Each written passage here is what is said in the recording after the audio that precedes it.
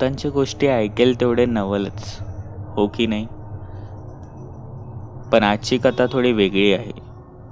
नेहमी वरात ही तुम्ही ऐकलीच असेल, पण जर एखादी लग्नाची वरात भूतांची असेल तर ही कथा काही अशीच आहे.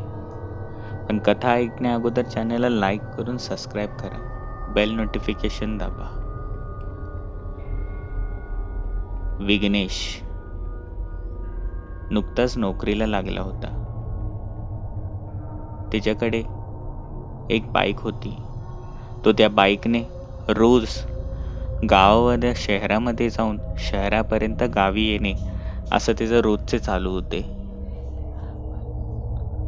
एके दिवशी त्याला आपल्या ऑफिसवरनं सुटायला लेट झाले.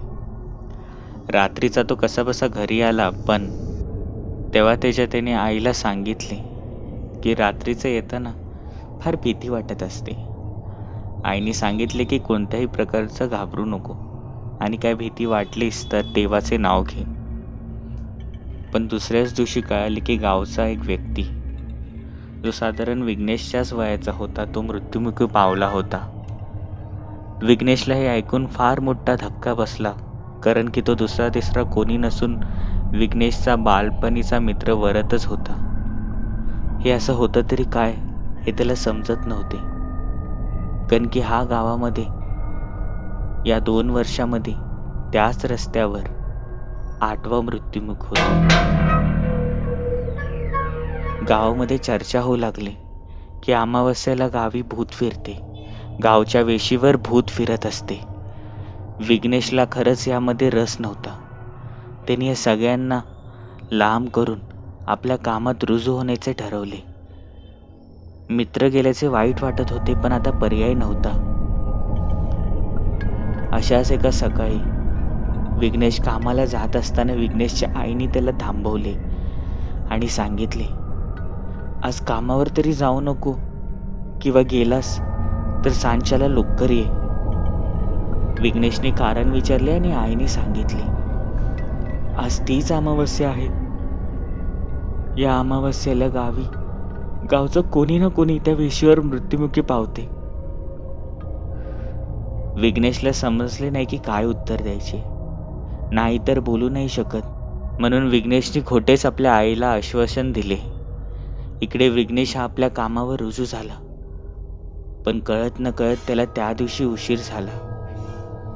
11:30च्या दरम्यान तो आपल्या ऑफिसमधनं निघाला आणि इकडे त्यांनी बाईकला किक मारली आणि तसाच तो चालू लागला. हळूहळू करून गावची वेशी जवळ येत होती आणि विघ्नेशला आठवले की त्याच्या आईने काय सांगितले होते.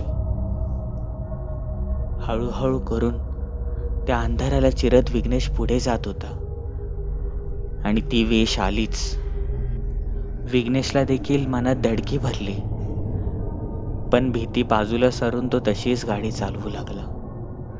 त्या मोठमोठे पिंपळाची झाडं, जे जणू जमिनीला आता हळूच त्यांचे रूप हे टेकत होते. सतत कोणीतरी तिथे बसल्याचा भास होत होता. आणि हो, त्या वेशीजवळ आलेले छोटे मोठे का होईना पण नारळाची झाडं, असे वाटत होते की त्या झाडांवरनं कोणी ना कोणी हे विघ्नेशला तसेच पाहत आहे. विघ्नेश तसाच आपली गाडी चालवण्यात मंद होता, पण समोरून माणसांचा मोठा जत्था त्याला दिसू लागला आणि हळूच बँड बाजाचे आवाज येऊ लागले. विघ्नेशला आधी समजले नाही की हे काय होते, पण समोरून जाऊन तो बघतो तर काय, तर एक वरात होती. हे पाहून विघ्नेशला थोडा धीर आला की किमान आता त्याला माणसं तरी दिसू लागली.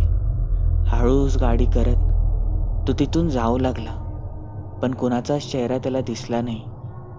जाऊ दे, आपल्याला काय करायचंय, विघ्नेशने असा मनात विचार केला आणि आपली गाडी घेऊन जाऊ लागला. पण कळत न कळत तीच वरात पुन्हा एकदा विघ्नेशच्या समोर आली.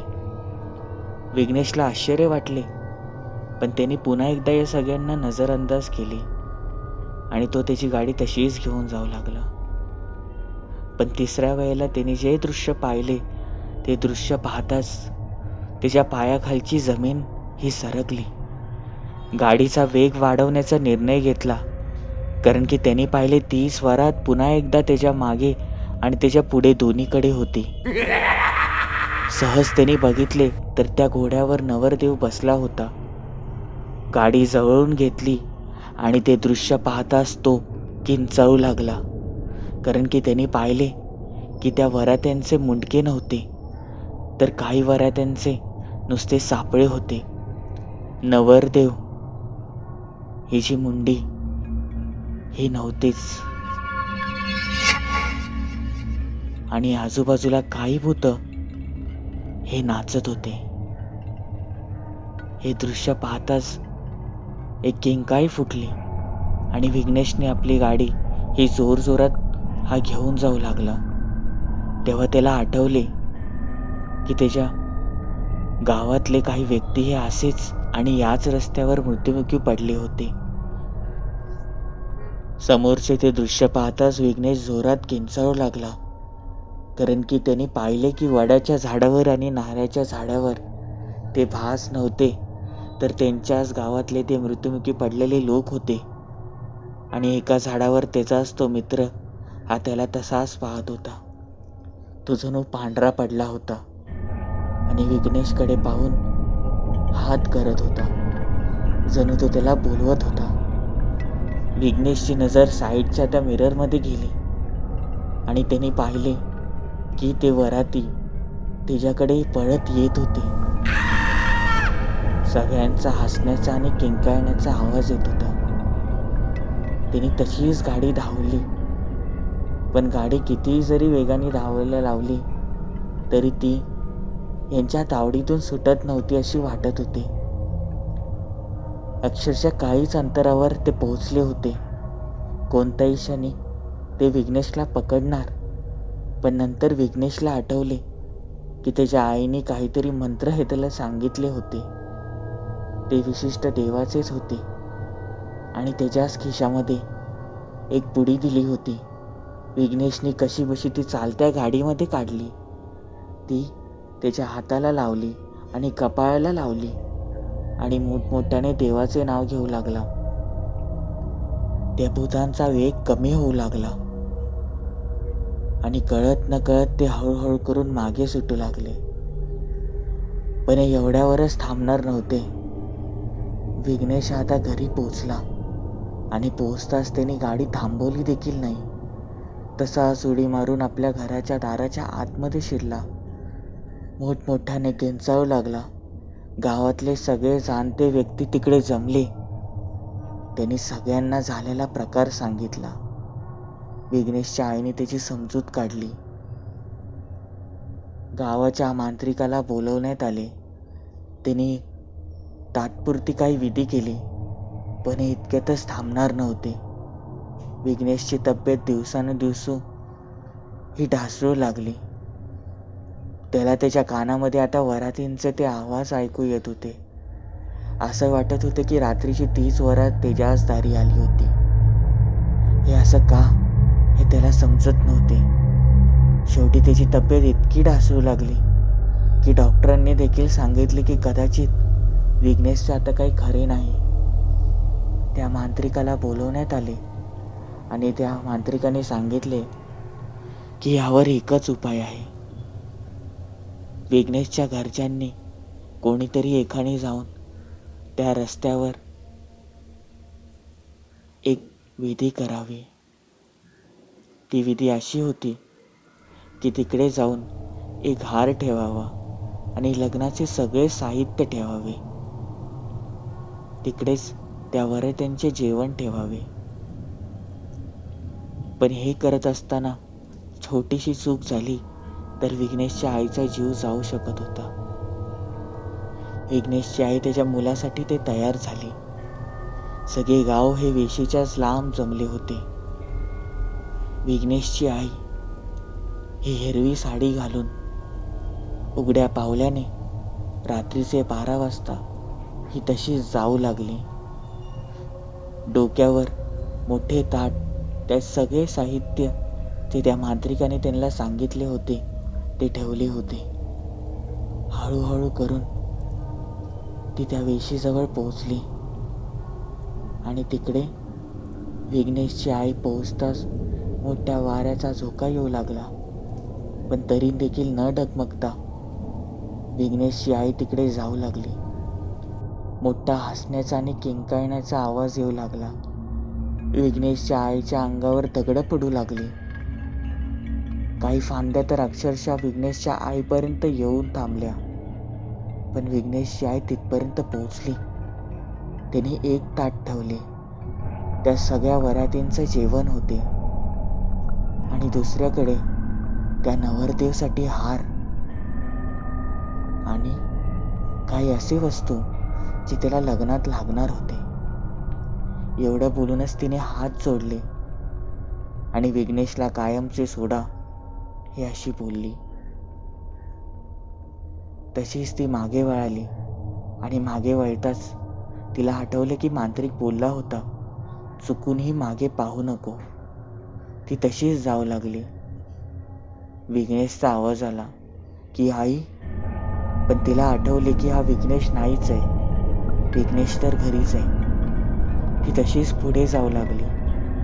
विघ्नेशच्या आईच्याच डोक्यावर ते भले मोठे ताट पडले, पण ती डगमगली नाही. ती तशीच देवाचे नामस्मरण घेता ही गावामध्ये परतली. सगळ्यांनी काही न बोलता ते दृश्य पाहतो ते तसेच झोपले. दुसऱ्या दिवशी विघ्नेशची तब्येत ही हळूहळू करून कमी होऊ लागली. विघ्नेश पूर्णपणे बरा झाला आणि नंतर विघ्नेश हा तिकडे माहिती काढण्यासाठी गेला असताना गावकऱ्यांनी सांगितले, 2 वर्ष आधीच नाही का ती वरात जी बाजूच्या गावामधनं ही आपल्या गावी येत होती. हो तीच. विघ्नेशला देखील आठवले.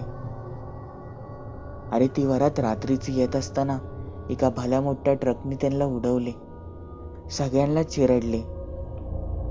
तो अपघात एवढा भीषण होता की काहींचे त्या चाकाखाली मुंडके उडाले. नवरदेव पण जागीच ठार झाला. पण असे बोलतात त्या नवरदेवचे लग्न ठरत नव्हते. खूप वर्षानंतर ते लग्न ठरले होते.